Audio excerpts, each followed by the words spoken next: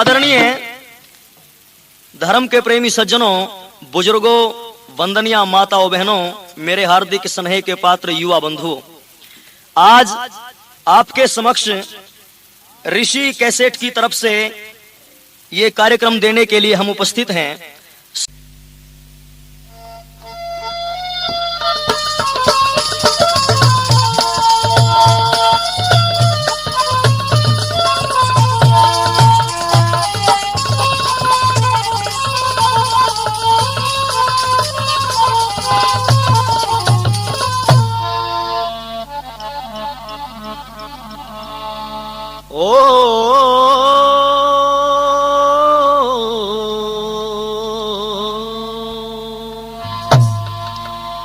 स्तुता मया वरदा वेद माता प्रचोदयन्ताम् पावमानि द्विजानाम् आयुः प्राणं प्रजां पशुं कीर्तिं द्रविणं ब्रह्म वर्चसं मह्यं दत्त्वा व्रजत ब्रह्मलोकम्। बशर्था मगर देवता बन के आया वो ऋषि कौम का रहनुमा बन के आया, मिटाए कौम के सभी दर्द उसने मर्ज की हकीकी दवा बन के आया। इस भारत वर्ष का बेड़ा जब मझधार जा रहा था तो गुजरात की तरफ से एक मल्लाह भी आ रहा था।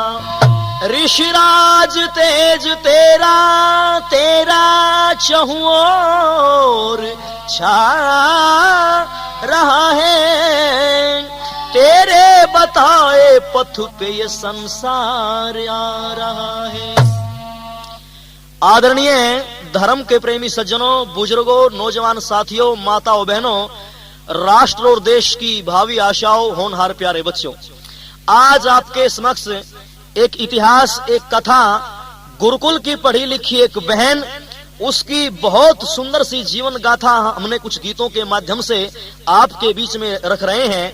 और ये कार्यक्रम जो है ऋषि कैसेट रेडियोज की तरफ से जो है पेश किया जा रहा है। इस कैसेट के मुख्य कलाकार गायक जो हैं तेजवीर आर्य भजनोपदेशक, जो स्वर्गीय श्री मंगल वैद्य के पुत्र हैं। आपके सामने बहनों और भाइयों, ये इतिहास, ये कथा हम आपके बीच में रख रहे हैं। लेकिन उससे पहले एक बात बता देना चाहते हैं कि आर्य समाज का जो प्रोग्राम है ये देश, धर्म, जाति और कौम के उत्थान के लिए होता है। देशभक्तों की वीर गाथाएं, गुरुकुल की पढ़ी लिखी बहनों की वीर गाथाएं जो है दयानंद के आर्य समाज के मंच से बहनों और भाइयों हम रखते हैं। वरना सारे के सारे देश का आज माहौल बड़ा बिगड़ा हुआ है बहनों और भाइयों, इसलिए थोड़ी सी चर्चा मैं आपके सामने रख रहा हूं, जरा सुनिए तो। भाई अहमदाबाद जिले के अंदर रतनगढ़ एक गांव सुनो, राम सिंह जमींदार की लड़की जिसका लीला नाम सुनो। राम सिंह जमींदार की लड़की जिसका लीला नाम सुनो। भाई राम सिंह ने लीला गुरुकुल देहरादून पढ़ाई थी, संतपुरे में भागमल के शेर सिंह के ब्याही थी। ये भागमल की पत्नी मेवा सख्त बीमार हो जाती है और अपने बेटे शेर सिंह को बुला कर यूं फरमाती है। अपने बेटे शेर सिंह को बुला कर यूं फरमाती है। बहनों और भाइयों, अहमदाबाद जिले के अंदर रतनगढ़ नाम का एक गांव था और वहां के राम सिंह जमींदार की लड़की, उसकी बेटी जिसका नाम रखा गया था लीलावती। और ये लीलावती बचपन से बड़ी होनहार, बड़ी समझदार, बड़ी बुद्धिजीवी किस्म की लड़की थी। माता पिता ने इसके गुणों को देख करके आर्य कन्या गुरुकुल, बहनों और भाइयों, गुरुकुल के अंदर इसको दाखिला दिलवा दिया। और जब दाखिला दिलवा दिया तो इस लड़की ने बीए पास कर लिया और बीए पास करने के बाद, शास्त्री पास करने के बाद बहनों और भाइयों, माता पिता को शादी की चिंता हुई तो शेर सिंह नाम का एक नौजवान, जिसके पिता का नाम भागमल था, भागमल के यहाँ शेर सिंह के साथ में लड़की की शादी कर दी। लेकिन माता पिता से गलती हो गई, और गलती ये हुई कि लीलावती जो थी पढ़ी लिखी समझदार, गुरुकुल की शास्त्री पास थी, लेकिन ये जो शेर सिंह था ना, ये था बिल्कुल अनपढ़, अंगूठा टेक। लेकिन जमीन जायदाद अच्छी थी, घर परिवार का ब्यों तो बहुत बढ़िया था, इसलिए माता पिता ने दोनों की शादी कर दी। बस कुछ दिन के बाद में ये जो भागमल का लड़का था ये शेर सिंह, इसकी माता जो थी मेवा देवी, वो बीमार हो जाती है। और जब बीमार हुई तो अपने बेटे शेरा को अपने पास बुला के यूं बोली, ओ बेटा, बस अब लगता है कि मेरा समय बहुत नजदीक आ गया, लेकिन बेटा मैं मरने से पहले एक बार अपनी बहू लीला को देखना चाहती हूँ। बेटा तू चला जा और मेरी बहू को ले आ। पर शेर सिंह ने कहा, माँ अभी तो शादी हुई थी जेठ के महीने में, और सावन के महीने में तू जो है मुझे लाने के लिए कह रही है, क्या वो गाल देंगे? परनू बोली, नहीं बेटा, वो जो तेरे ससुर है राम सिंह, वो आर्य परिवार से हैं, इसलिए वो इस प्रकार के सोन कसोन को, रीति रिवाजों को नहीं मानते। और माँ अपने बेटे को अपने पास बुला के समझाने लगी लोगों, और क्या कह रही, तेरे सुने शेर सिंह मेरे लाल, तू जा ससुराल, रे दे तो घाल लिया रे लीला बाई है। रे सुने शेर सिंह मेरे लाल, जा ससुराल, दे तो ले घाल लिया रे लीला बाई ने। ओ दिन पर दिन मन रोग थकावे से रे, दिन पर दिन मन रोग सतावे से रे, आज मेरा दिल ज्यादा रे घबरावे से रे, आवे से मन में एक मरण के मढेक, ए रे ल्यूं जानू देख घरा बहू आई ने। सुने शेर सिंह मेरे लाल, जा ससुराल, ते तो ले घाल लिया रे लीला बाई ने। और क्या बोली के मेरे बहू बेटिया का लारा से रे, मेरे बहू बेटिया का लारा से शेर सिंह लीला का मन सहारा से रे, थारा से आसरा ओट, मेरे गुण खोट लेगी क्योट वा मेरी रे पढ़ाई में। सुने शेर सिंह मेरे लाल, जा ससुराल, ते तो दे घाल लिया रे लीला बाई ने। और खाने पान जबर में मेरा आहार थक्या रे, खाने पान जबर में मेरा आने थक्या रे, सारे राया में होली सू पान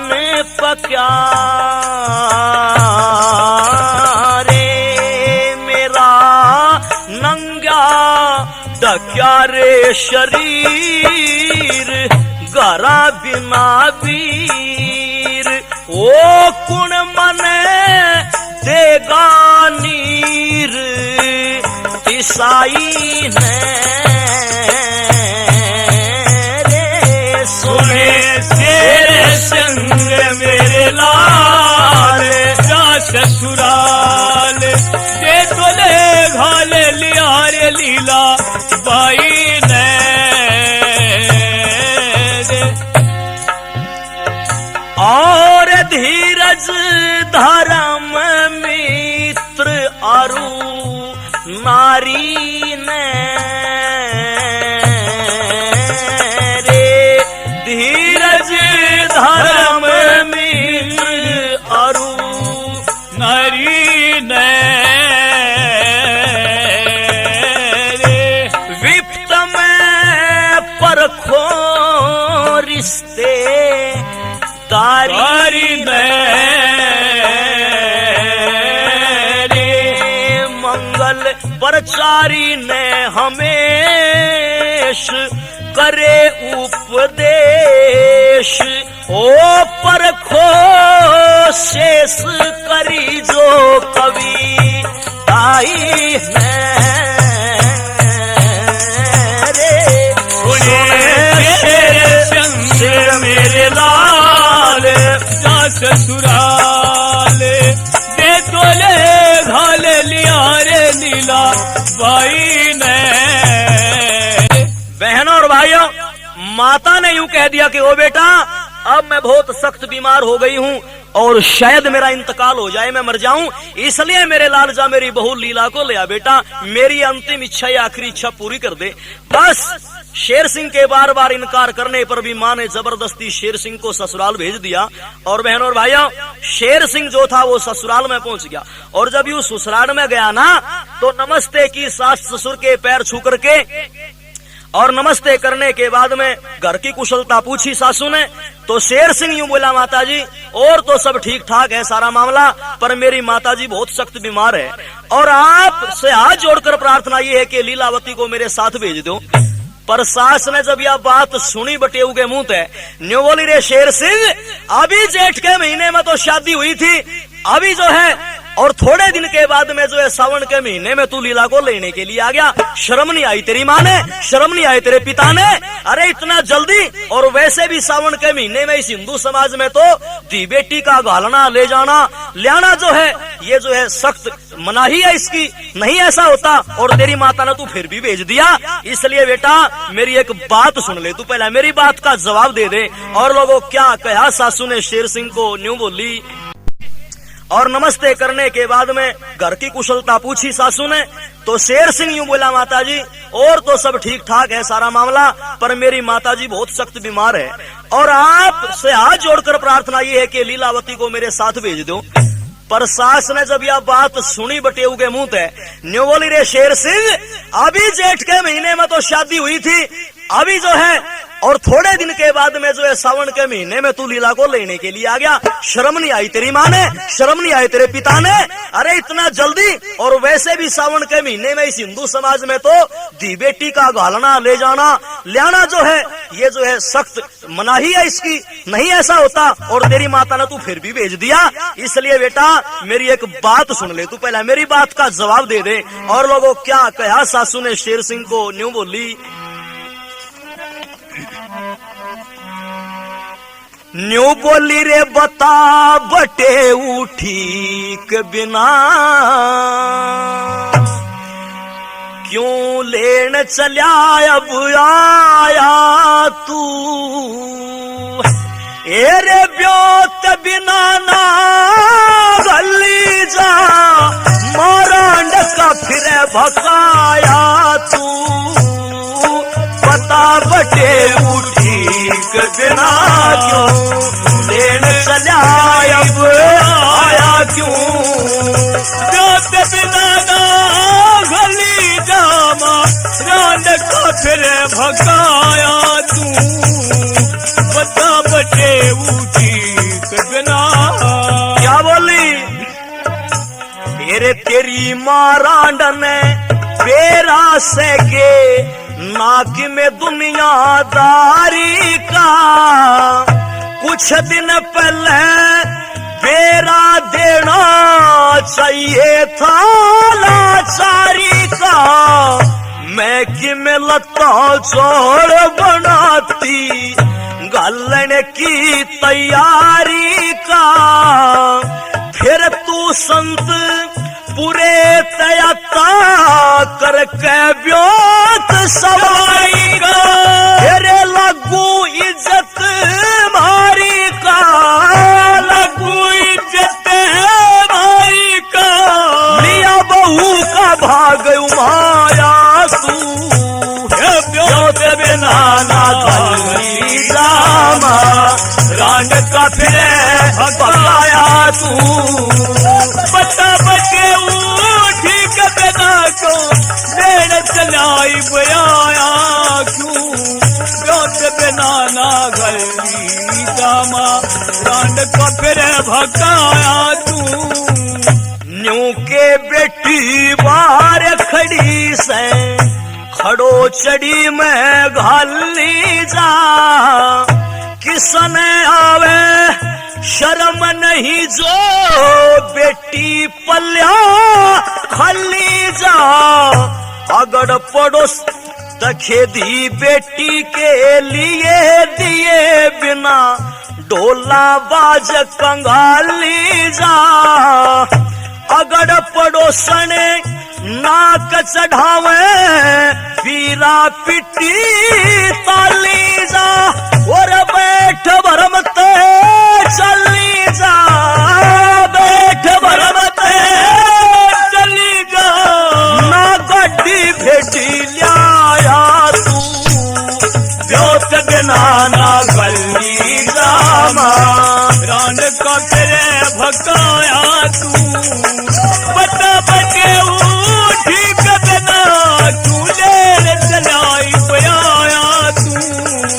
बिना ब्योत ना गली जा रान का तेरे भगाया तू।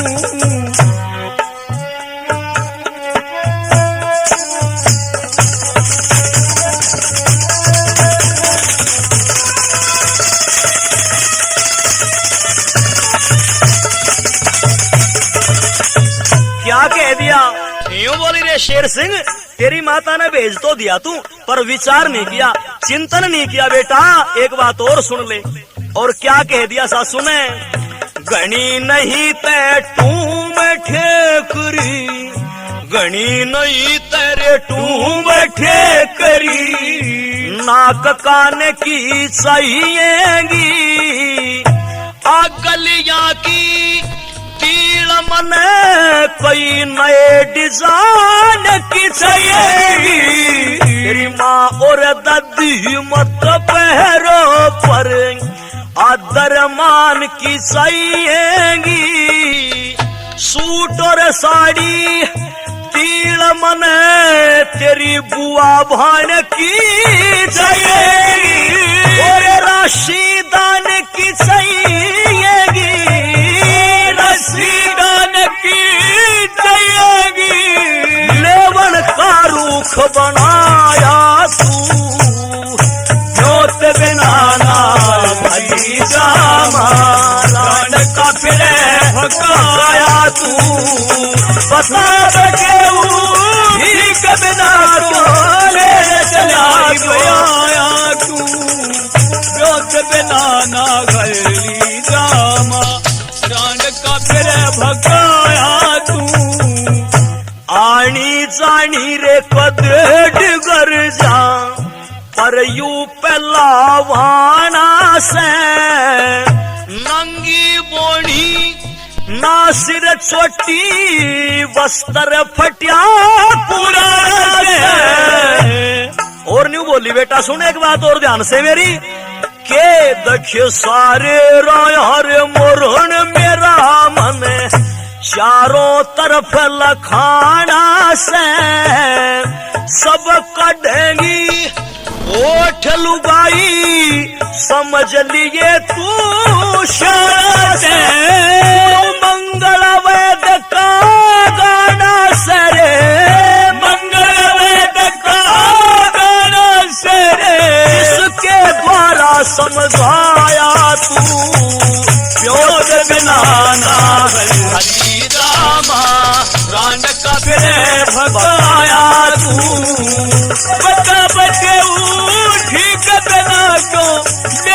चलाई बयाया तू जोत बिना ना गली जामा रांड का फिर भगाया भाग बैठक में जाकर के बैठ गया। आ गया वो उन्हें लेन, तेरी माता ने तेरे पिता ने कोई विचार नहीं किया, बैठक में जाकर के बैठ जा और हम जो है लीला को बिल्कुल नहीं भेजेंगे।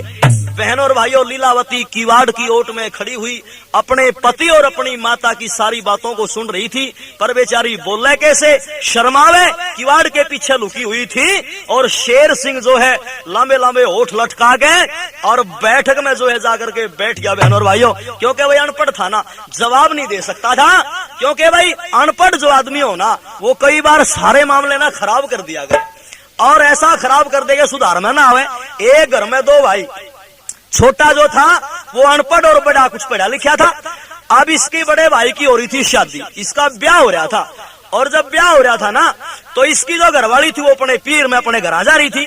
यूं छोटे भाई तो बोला, भाई जा जाकर तू अपनी भाभी ने ले आ, मने कि मैं काम धंधा है खेत क्यार का। बोला भाई चला तो जाऊंगा मैं, पर मन यूं तो बेरा है कोई ना ससुराल में जाकर क्यों कर बोलिया अगर के आगर यू बड़ा आदमी भाई जो था मजाक से मैं बोला भले आदमी कहना के था, एक भाई हाँ जी कह दे, एक भाई ना जी कह दे। बोला अच्छा इससे काम चल जाएगा। बोला हाँ। अभी उठ का इसका यह फिट बैठ गई, एक बार हाँ जी कह देना, एक बार ना जी कह देना, पर न्यू बेराय नहीं था किस टाइम हाँ जी कहना और किस टाइम ना जी कहना। अब यू ससुराल में पहुंच गया अपने भाई की, जाके इसके भाई की सासू मिली, और यू जान दे, बोला मौसी नमस्ते। वह बोली बेटा नमस्ते, सिर पुचकार दिया, पुचकार के सिरिया बुढ़िया नहीं बोली बेटा सुना थारे घरा सब ठीक ठाक। बोला ना जी, भूत के मुंह पहले ना जी लिखड़गी। बोली ना जी। या बोली बेटा थारा कोई मर गया। बोला हाँ जी। यह बहुत बढ़िया करी, इसमें भी तोड़ काट दिया। बोली बेटा तेरा बापू ठीक ठाक है। इसने जो है यह बात भी सुन ली, नहीं बोला बापू तो ठीक ठाक है जी, हाँ जी कह दिया इस बार। अब बुढ़िया ने विचार किया भाई बापू ठीक ठाक, या हमारी छोरी हमारे घर आए रही, यू जनेती मेरे शाम ही खड़ाए है, इसका मतलब तो यू है कि मारला बटेऊ मर गया।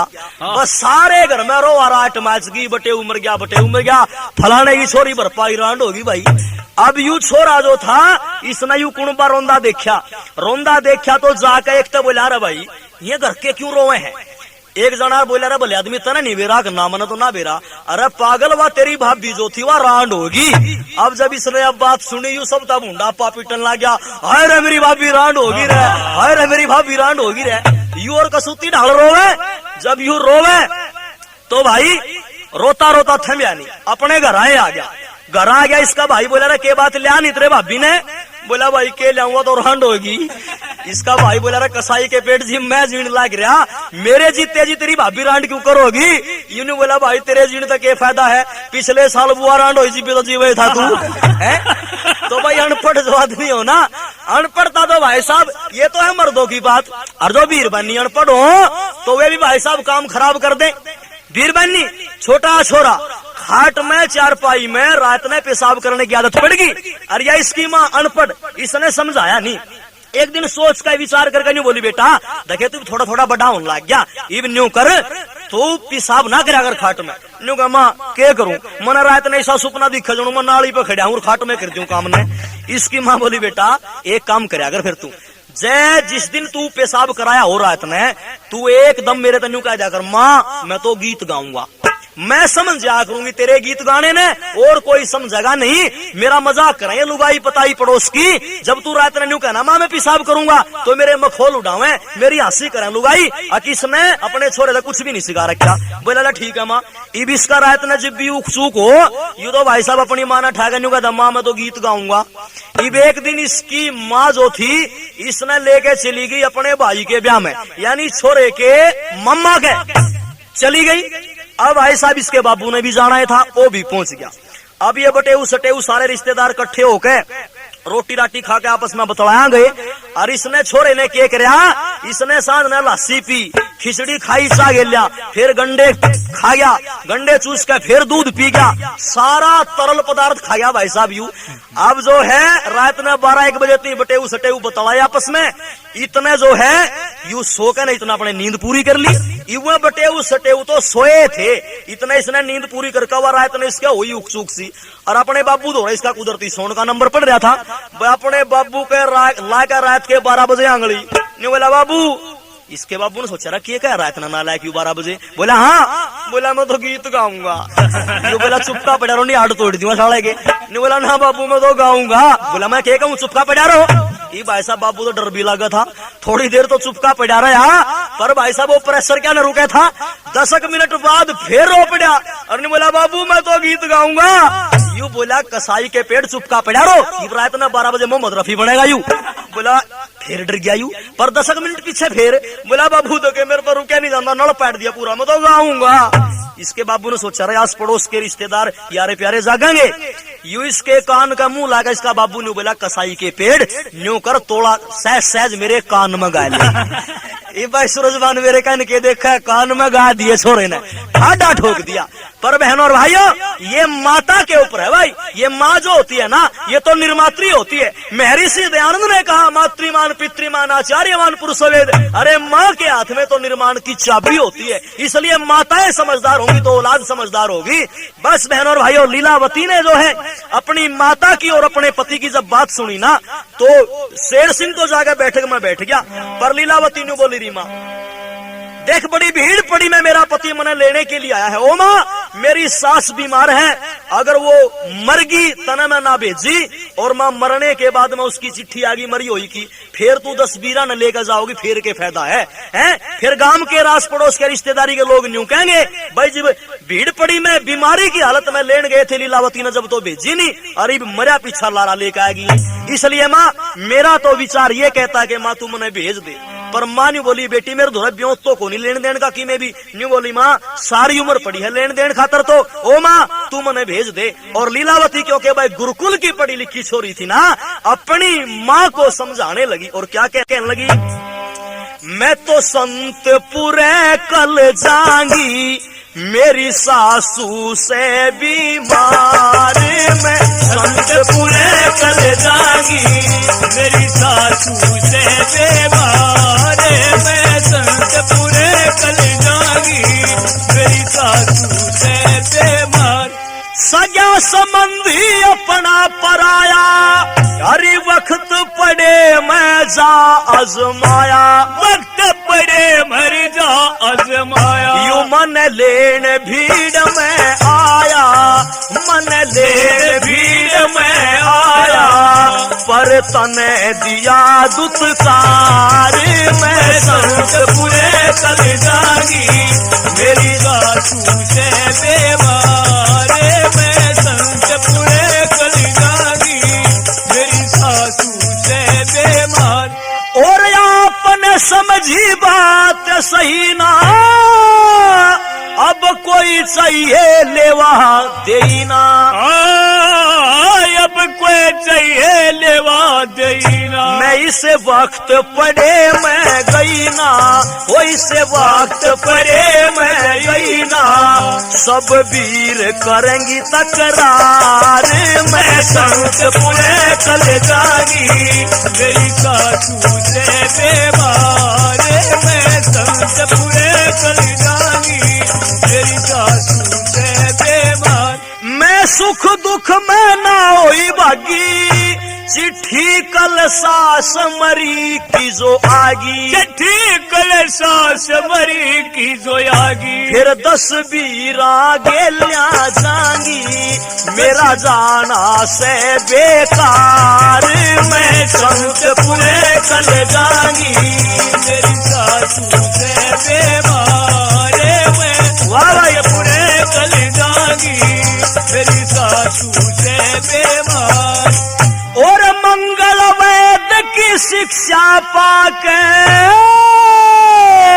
अरे ससु के पड़ू पैरा जाके, ससु के पड़ू पैरा जाके, मन आशीर्वाद सुना के, मन आशीर्वाद सुना के, मेरा देगी सिर पुचकार, मैं संतपुरे कल जाऊंगी, मेरी सासू से बीमार, मैं संतपुरे कल जाऊंगी, मेरी सासू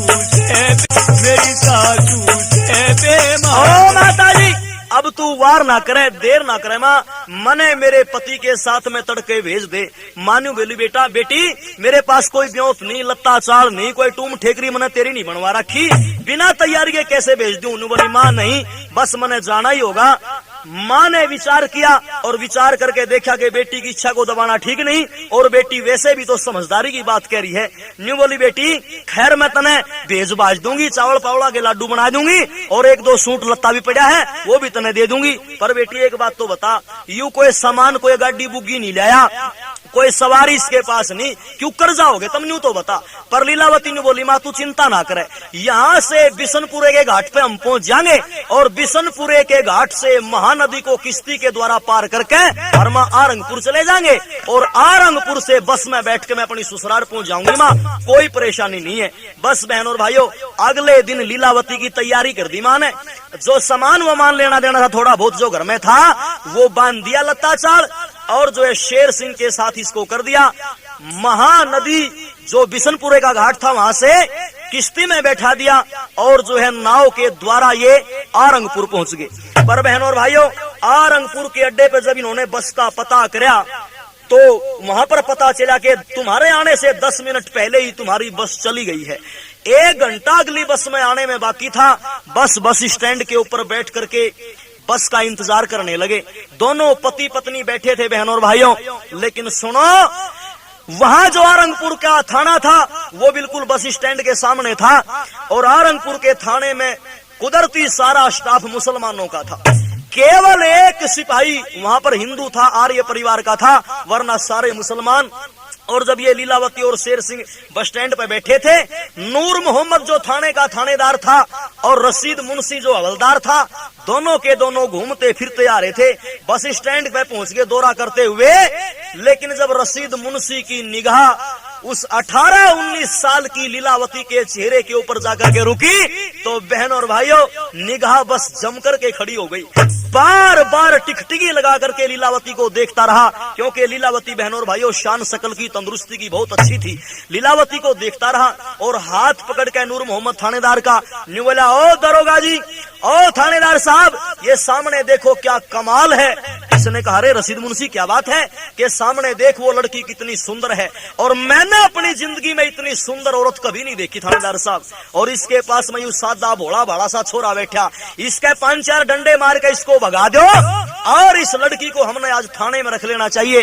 बहन और भाइयों रशीद मुंशी जो था लीलावती की सुंदरता को देख करके नूर मोहम्मद थानेदार से एक बात कह रहा था, और क्या कह रहा था लो सुनो। बाहर खुदा की खुदाई का यू देख ले कमाल से, खुदा की खुदाई का देख ले कमाल से, खुदा की खुदाई का यो देख ले कमाल से, खुदा की खुदाई का। या मेरे खुदा पैगंबर पीर, मन तो कदे देखी ना इसी पीर, मन तो कदे देखी ना इसी पीर, और भरमा सा शरीर किसी नारंगी सी लाल से, खुदा की खुदाई का। यही तो कमाल से खुदा की खुदाई का, यही तो कमाल से खुदा की खुदाई का। न्यू के सुंदरता की अजब कसोटी, आंख मिर्गसी मोटी मोटी, आंख मिर्गसी मोटी मोटी, न्यू के कितनी शोभा तेरी छोटी, कितनी शोभा तेरी छोटी, हाथ में रुमाल से, खुदा की खुदाई का। यही तो कमाल से खुदा की खुदाई का, यही तो कमाल से खुदा की खुदाई का। रशीद मुंशी ने कहा थानेदार साहब ये किसी हिंदू परिवार की, काफिर परिवार की लड़की है, और इसके पास में सादा भोला सा यू छोरा बैठा, पर कितनी सुंदर ये औरत। न्यू के लत्ते चालते खूब सिंगररी, धोरे एक गाठड़ी धररी, धोरे एक गाठड़ी धररी, और टहलती सी फिररी, कोई टहलती सी फिररी, कैसी मस्ती भरी चाल से, खुदा की खुदाई का। यही तो कमाल से खुदा की खुदाई का, यही तो कमाल से खुदा की खुदाई का। न्यू यूं के यश बुद्धि दे रूप विधाता, कौन नहीं प्रतिष्ठा चाहता, कौन नहीं प्रतिष्ठा चाहता। भाई मंगल वेद गाता लोगो, मंगल वेद गाता पर बिना स्वर ताल से खुदा की खुदाई का यही तो कमाल से, खुदा की खुदाई का यही तो कमाल से, खुदा की खुदाई का। बहनों और भाइयों, रशीद मुंशी लीलावती की सुंदरता को देखकर नूर मोहम्मद थानेदार से ये सारी बातें कह रहा था। बहनों और भाइयों, रशीद मुंशी लीलावती की सुंदरता को देखकर नूर मोहम्मद थानेदार से ये सारी बातें कह रहा था। नूर मोहम्मद थानेदार ने भी जिस वक्त लड़की को लीलावती को देखा तो देखता ही रहा। बस बहनों और भाइयों, फिर क्या था, बेईमाना आ गया दोनों की, नीयत में खोट आ गया। शेर सिंह लीला को थी लोगों बस की इंतजार, और वर्दी लाके आ गए झट मुंशी थानेदार। एकदम से थाने के अंदर गए, सिविल जो कपड़े पहन रखे थे वो उतार दिए और वर्दी लगा करके दोनों के दोनों बस स्टैंड के ऊपर आ गए, जहां लीला और शेरा दोनों पति पत्नी बस का इंतजार कर रहे थे। बस आते ही जो है शेर सिंह के पूछना शुरू कर दिया, एक दो थप्पड़ वगैरह मारा और बोला, बोल तू कौन है, कहाँ का रहने वाला है, क्या तेरा नाम है, क्या तेरा गांव है, क्या तेरा प्रोग्राम है। जब कई तरह की बात एक सांस में पूछ ली तो सामने पुलिस को खड़े देखा, दरोगा को देखा, तो भाई शेर सिंह एकदम से घबरा गया।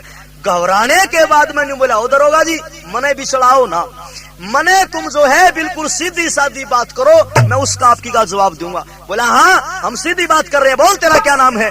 बोला जी मेरा नाम तो शेर सिंह है। शेर सिंह, और ये तेरे साथ में लड़की कौन है। कि जी ये मेरी धर्म पत्नी, मेरी अर्धांगिनी है, इसका नाम लीलावती है। और दरोगा जी गुरुकुल की पढ़ी लिखी, देहरादून गुरुकुल से पढ़ी लिखी शास्त्री पास मेरी धर्म पत्नी है, इसलिए मैं जो अपने ससुराल से अपनी पत्नी को लेकर के आया हूँ और मुझे अपने गांव में जाना है संतपुरे के अंदर।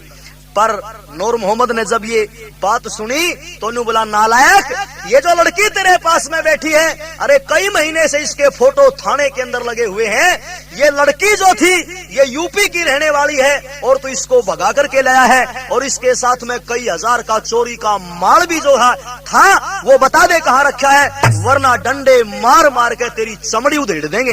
बहनों और भाइयों, शेर सिंह को जब ये बातें सुनने को मिली एकदम से घबरा गया और घबरा के नहीं बोला, ओ दरोगा जी मैं बिल्कुल सच्ची बात कह रहा हूँ, मैं कोई चोर डकैत नहीं, ये मेरी पत्नी कहीं से भागी नाठी नहीं, बल्कि ये तो एक आर्य परिवार की, आर्य घराने की लड़की है। और अपना पता बताने लगा लोगों। शेर सिंह आंखों में आंसू आ गए बेचारे के और यूं कहने लगा, और लीलावती बैठी बैठी देख रही है, वो देखना चाहती है कि तेरा पति बहादुर है या कायर है, कमजोर है या बुजदिल है, तेरा पति जो है कैसा है, वो देख भी रही थी, क्योंकि उसको पता था थानेदार की जवाब का तो तुझे ही देना पड़ेगा जवाब थानेदार की बात का। पर शेर सिंह जो था यूं बोला, ओ दरोगा जी मेरा नाम गांव मेरा पता जानना चाहते हो तो सुनो, मैं कहाँ का रहने वाला हूँ और जो है क्या मेरा नाम है, क्या गांव है। पर बहनों और भाइयों, दरोगा ने बोला, तेरा पता जानने की हमें कोई जरूरत नहीं है, हम जानते हैं तू चोर है और तू इसको भगा करके लाया है। पर दरोगा ने बोला, ओ शेर सिंह अपनी बात सुनाने से पहले एक बार तू मेरी बात सुन ले। और दरोगा यूं कहने लगा,